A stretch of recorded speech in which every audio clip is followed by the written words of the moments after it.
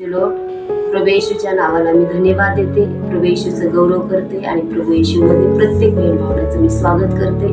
आज जो वचनाकडे लक्ष देईल त्याचं आज कल्याण देव करणारे, जो परमेश्वर विश्वास ठेवेल त्याच्या जीवनामध्ये आशीर्वाद मोकळे देव करणारे। इब्रिकरास पत्र 6 अध्याय आणि 15 वचन सांगतं, त्याने धीर धरला म्हणून त्याला अभिवचनानुसार लाभ झाला। कारण अभिवचन जे अब्रामाला देवाने दिलं ते देवाने पूर्ण केलं प्रियानं। म्हणजे आज धीर धरला, कारण परमेश्वराने बघा आज अब्रामाने परमेश्वर विश्वास ठेवला, 25 वर्षांनी का होईना तो धीर धरून राहिला। देवाने त्याचे मार्ग मोकळे केले, त्याच्या जीवनात आशीर्वाद मोकळे केले। धीर धरल्यामुळे मोठमोठे चमत्कार होते आणि आज धीर धरल्याने देव म्हणतो तुझी प्रार्थना कधीच व्यर्थ जाणार नाही।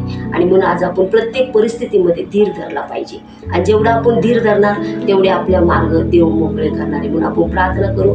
प्रभू येशू, आज आम्ही तुला धन्यवाद देतो प्रभू, आज आम्ही तुझं गौरव करतो, कारण आम्हाला धीर धरण्याचं शब्द तू दिलेले आहेस आणि जो धीर धरून प्रार्थना करतो आज त्याला तो अभिवचनानुसार तू लाभ प्राप्त करून देणार आहेस। आणि आज आम्हाला तोच आशीर्वाद दे प्रभू, कारण तू धीर धरणारे आमच्या प्रार्थना व्यर्थ जाणार नाही, तर त्याचे आशीर्वाद आमच्या प्रत्येक परिवाराला प्रत्येक कुटुंबाला तू प्राप्त कर प्रभू। त्यांच्या जीवनामध्ये तू किती चांगला देव याचा अनुभव तू त्यांना दिलास, त्याबद्दल मी तुला धन्यवाद देऊन येशू ख्रिस्ताच्या नावात मागते, म्हणून तू ऐक, आमेन।